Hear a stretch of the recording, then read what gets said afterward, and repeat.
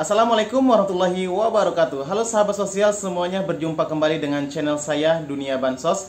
Channel yang selalu membahas tentang informasi-informasi terkini, terupdate dan terpercaya mengenai dunia perbansosan yang ada di Indonesia. Sekali lagi kami mengucapkan terima kasih banyak kepada teman-teman yang telah memberikan support dan dukungannya dengan cara subscribe akun ini atau channel ini. Sekali lagi kami mengucapkan terima kasih banyak.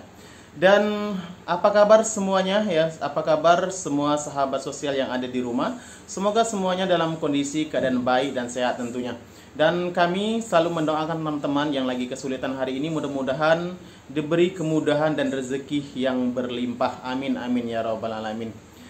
Dan seperti biasanya sahabat sosial ya, kami akan menginformasikan informasi terupdate per hari ini tanggal 3 Januari 2024, yaitu 5 bantuan sosial andalan pemerintah akan dicairkan di awal tahun 2024. Nanti kita simak 5 bantuan sosial ini apa saja. Kemudian saya juga akan menjelaskan tentang progres penyaluran PKH dan BPNT sampai saat ini, gimana kelanjutannya ya. Nah, oleh sebab itu teman-teman semuanya ya, kami juga mengingatkan sekali lagi kepada teman-teman semuanya, jangan di skip video ini, tonton sampai akhir biar teman-teman semua tidak gagal paham apalagi sampai salah paham ya. Jadi tonton sampai habis biar teman-teman minimal mendapatkan informasi terupdate per hari ini. Kemudian juga kami sekali lagi memohon bantuan dan dukungannya kepada teman-teman semuanya untuk like dan komen, kemudian share sebanyak-banyaknya kepada teman-temannya. Kemudian juga silakan di subscribe dan aktifkan lonceng notifikasinya supaya teman-teman semua tidak ketinggalan informasi-informasi terkini, terupdate dan terpercaya dari channel Dunia Bansos. Oke teman-teman ya, langsung saja kita bahas 5 bantuan sosial andalan pemerintah akan dicairkan di awal tahun 2024 ini ya. Langsung saja kita bahas ya. Untuk yang pertama ini adalah BLT El Nino ya. Seperti video-video kami sebelumnya sudah kami jelaskan bahwa BLT El Nino ini dilanjutkan oleh pemerintah dari Januari hingga Juni 2024. Mengapa ini dilanjutkan? Karena BLT El Nino ini dikeluarkan pemerintah karena akibat kemarau atau pemanasan global kemarin, sehingga menyebabkan beberapa petani yang gagal panen ya. Kemudian karena banyaknya petani yang gagal panen sehingga menyebabkan harga-harga yang lainnya juga ikut melonjak naik. Makanya ditambahlah bantuan BLT El Nino. Nah, BLT El Nino ini akan diberikan kepada mereka ya yang menerima bantuan BPNT, bantuan pangan non tunai, yaitu kepada 18,8 juta KPM ya. Nah, ini adalah BLT El Nino yang pertama ini, yang tentunya yang akan dicairkan pemerintah di awal tahun 2024. Kita lanjutkan ya. Untuk yang kedua adalah bantuan sosial beras atau BSB atau dikenal juga dengan bantuan pangan beras ya. Ini sama saja. Ini adalah bantuan 10 kg beras ya. Ini adalah bantuan tambahan. Ingatkan ya, ini adalah bantuan tambahan bagi mereka yang terdaftar sebagai anggota PKH maupun BPNT ya, bantuan pangan non tunai. Jadi bagi mereka yang terdaftar di dua ini, mereka akan mendapatkan bantuan tambahan atau bantuan sosial beras sebanyak 10 kg beras. Nah, ini adalah bantuan yang akan dicairkan pemerintah ya di awal tahun 2024 ini. Kemudian ya, kita lanjutkan lagi untuk yang ketiga ya. Yang ketiga adalah bantuan BPNT ya, bantuan pangan non tunai. Ini juga akan dicairkan pemerintah di awal tahun 2024 ini ya. Karena ini termasuk bantuan andalan pemerintah yang sudah lama sekali berjalan ya. Nah, awalnya ya kalau kita mengingat BPNT ini bantuannya itu kalau tidak salah namanya Raskin ya. Kemudian berubah menjadi namanya BPNT. Waktu itu awalnya bantuan BPNT ini totalnya itu kalau nggak salah 90.000 ya, naik lagi menjadi 120.000, dan hingga sekarang bantuannya berubah menjadi Rp200.000 dibayarkan per bulan ya. Nah, ini bantuan BPNT ini ditujukan bagi mereka yang dikategorikan sebagai warga yang tidak mampu ya. Jadi teman-teman harus paham, harus bisa membedakan mana BPNT dan mana PKH ya. Ini khusus mereka yang tidak mampu, maka mereka berhak mendapatkan bantuan pangan non tunai dengan syarat dan catatan. Mereka yang pertama terdaftar di DTKS ya. Kemudian mereka juga terdaftar sebagai penerima BPNT ya. Nah, ini syaratnya ya. Kemudian dilanjutkan lagi untuk yang keempat ya. Yang keempat ini adalah bantuan program keluarga harapan. Nah, yang keempat ini tentunya banyak sekali peminatnya, karena yang bantuan keempat ini karena bantuannya dari kecil hingga jutaan setiap tahapnya ya, karena ini banyak peminatnya di PKH ini ya, program keluarga harapan. Namun kita harus mengetahui dari antara beberapa bantuan, tentunya di PKH ini adalah bantuan yang mempunyai syarat dan kewajiban ya. Teman-teman harus mengetahui bahwa PKH itu program keluarga harapan ya. Mereka harus mempunyai komponen-komponen ya. Harus ada syarat itu dulu ya, terpenuhi oleh penerima manfaat. Kalau mereka tidak mempunyai komponen PKH, maka mereka tidak berhak mendapatkan bantuan program keluarga harapan. Misal nih contoh ya. Contohnya untuk PKH ini, mereka mempunyai anak balita dari usia 0 sampai dengan 6 tahun ya. Kemudian juga ada ibu hamil, itu juga masuk komponen dari program keluarga harapan. Yang selanjutnya apa syarat yang selanjutnya? Syarat yang selanjutnya yang harus dimiliki oleh penerima manfaat, mereka juga harus memiliki memiliki anak usia sekolah ya. Usia sekolah ini dari SD, SMP dan SMA ya, dari kelas 1 SD sampai dengan kelas 6, kelas 1 SMP sampai dengan kelas 3, kelas 1 SMA sampai dengan kelas 3 SMA ya. Ini untuk komponen yang sekolah. Kalau kuliah tidak masuk lagi ke dalam komponen PKH. Karena PKH itu dari SD sampai SMA saja. Nah, kemudian apalagi komponen selanjutnya? Komponen selanjutnya juga adalah usia ya, bagi mereka yang mempunyai komponen usia lanjut atau lansia ya, usianya di atas 90 tahun ke atas ya. Ini termasuk kategori lansia dari Kementerian Sosial ya, yang terbaru ya. Karena dulu pernah sampai usia lansia itu minimal 70 tahun ya. Kemudian turun lagi sampai dengan sekarang dipakai peraturan yang 60 tahun ke atas. Apalagi komponen dari PKH itu yang selanjutnya adalah yang mereka berhak menerima PKH adalah mereka yang mempunyai penyandang disabilitas berat. Artinya mereka yang harus membutuhkan bantuan orang lain ya. Kalau tidak dibantu oleh orang lain, si disabilitas ini tidak bisa melakukan apa-apa ya. Ini adalah beberapa syarat utama ya yang harus dimiliki oleh KPM penerima manfaat program keluarga harapan ya. Nah, kalau seandainya teman-teman ya memiliki seluruh komponen ini, dari balita ya, ibu hamil, anak sekolah, lansia dan disabilitas punya lengkap seluruhnya, maka dipastikan total bantuannya jutaan per tahap ya. Jadi teman-teman sekalian ya, syarat dari penerima PKH itu sudah jelas ya, berbeda dengan bantuan-bantuan yang lainnya. Kemudian juga setelah menerima bantuan, KPM PKH juga mempunyai kewajibannya ya, atau yang dikenal dengan P2K2, harus mengikuti pertemuan kelompok setiap bulannya ya. Itu salah satu aturan dari penerima program keluarga harapan. Sebenarnya PKH ini sebenarnya enaknya ya, anak yang sekolah itu mendapatkan bantuan ya, itu enaknya ya.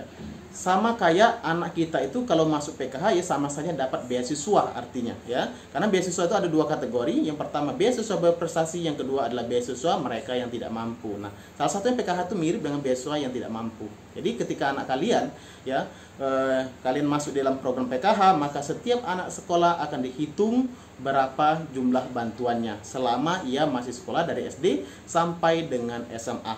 Nah, Dan harus teman-teman garis bawahi bahwa sebenarnya syarat penerima bantuan itu ya, yang paling utama adalah dipastikan mereka adalah keluarga yang tidak mampu. Kemudian yang terakhir, yang kelima adalah bantuan program Indonesia Pintar. Nah, ini tentunya banyak sekali ditanyakan oleh ibu-ibu KPM ya. Bagaimana caranya mendapatkan PIP ya? PIP ini sebenarnya dikeluarkan oleh Kementerian Pendidikan ya, Kemendikbudristek ya. Ini kementerian yang mengeluarkan bantuan PIP. Jadi teman-teman semua harus mengetahui kalau yang lainnya tadi dikeluarkan oleh, kebanyakan dikeluarkan oleh Kementerian Sosial, sedangkan PIP dikeluarkan oleh Kementerian Pendidikan ya. Kementerian Kemendikbudristek ini yang mengeluarkan PIP. Dan ini ya akan dikeluarkan kepada atau disalurkan kepada 18,59 juta penerima ya. Mereka ini bisa dari penerima kartu KIP ya, kartu Indonesia Pintar ya, penerima KKS ya. KKS itu adalah mereka yang mendapatkan bantuan BPNT ya, itu juga bisa menerima. Kemudian juga mereka yang anggota dari program Keluarga Harapan ya, mereka yang terdampak karena bencana alam, yatim piatu dan lain sebagainya, itu adalah kelompok-kelompok yang akan menerima bantuan PIP. Namun pertanyaannya, mengapa banyak sekali yang mereka sampai saat ini banyak yang belum menerima bantuan PIP ya? Sekali lagi kami ingatkan bahwa semua bantuan itu mempunyai kuotanya masing-masing ya. Jadi setiap penyaluran ya, setiap pemberian bantuan itu disesuaikan dengan kuota yang dimiliki oleh setiap kementerian ya. Jadi harus teman-teman pahami, tidak semuanya yang ketika tergolong sebagai anggota PKH atau tergolong sebagai anggota KKS atau BPNT ya, atau yatim piatu langsung mendapatkan, tidak. Tetapi sekali lagi menunggu kuota yang dimiliki oleh kementerian, khususnya Kemendikbudristek ya. Itu yang harus teman-teman pahami. Nah, selanjutnya ya, kami juga mengingatkan kembali ya, sebenarnya khusus sumber bantuan ini sebenarnya ada 15 ya. Kalau tidak salah ada 15 sumber bantuan yang dimiliki oleh Kementerian Sosial. Ini yang saya ketahui ya. 15 sumber bantuan yang dimiliki oleh Kementerian Sosial hingga saat ini ya.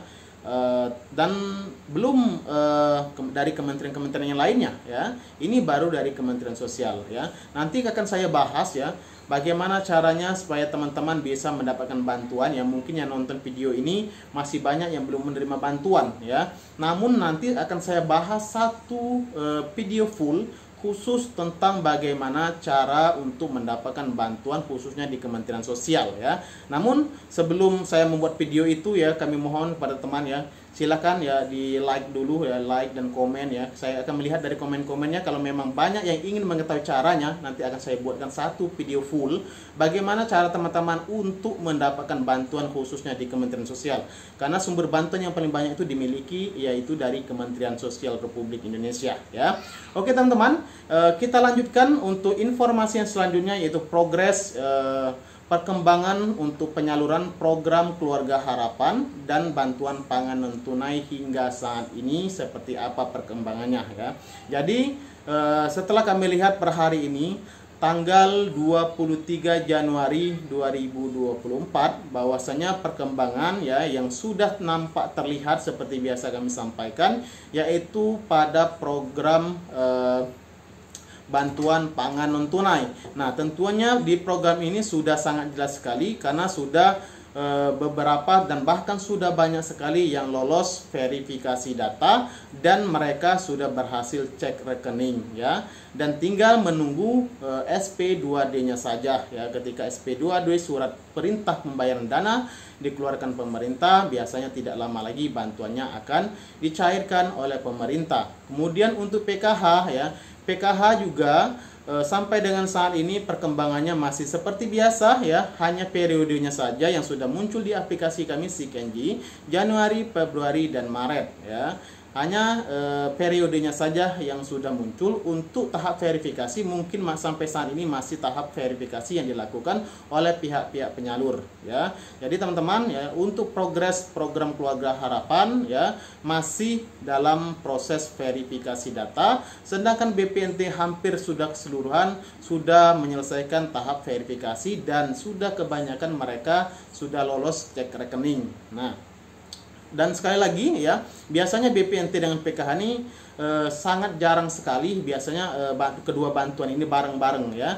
Biasanya lebih dulu biasanya bantuan itu di BPNT ya. BPNT biasanya kebanyakan lebih dulu cair, baru yang kedua cair lagi PKH ya. Tapi kita lihat saja di awal tahun ini kedua bantuan ini apakah bareng atau tidak ya, kita lihat saja nanti ya. Tentunya informasi yang kami sampaikan sampai dengan hari ini itu sama persis ya dengan apa yang kami lihat di aplikasi SIKNJ. Karena aplikasi SIKNJ adalah aplikasi yang kami miliki untuk memantau semua pergerakan bantuan sosial yang ada di Kementerian Sosial ya. Dan juga ada teman-teman ya yang bahkan yang menanyakan sebenarnya kami kalau mau lihat aplikasi SIKNJ di mana ya. Tapi sekali lagi kami ingatkan aplikasi SIKNJ itu adalah aplikasi khusus ya, mereka yang pegawai dari Kementerian Sosial ya. Untuk teman-teman semua bisa cek hanya di aplikasi cek bansos saja ya.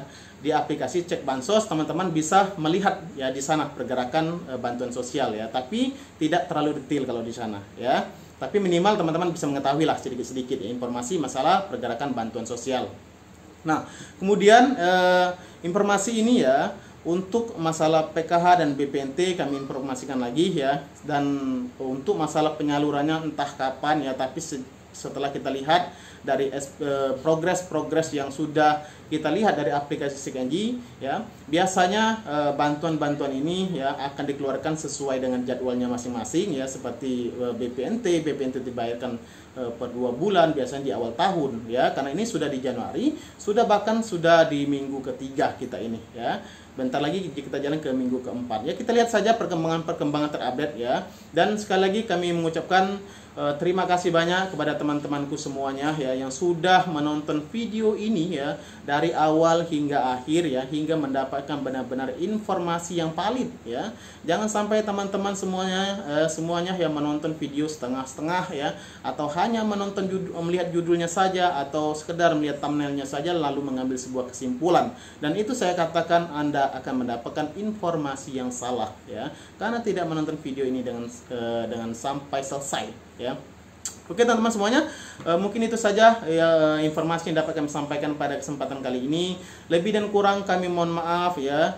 Dan sekali lagi kami minta dukungan dan bantuannya kepada teman-teman semua untuk like, komen, dan share sebanyak-banyaknya. Kemudian aktifkan lonceng notifikasinya dan subscribe akun ini, channel ini, supaya teman-teman semua tidak ketinggalan informasi ya dari channel Dunia Bansos. Oke, itu saja yang dapat kami sampaikan. Kami akhiri, wassalamualaikum warahmatullahi wabarakatuh.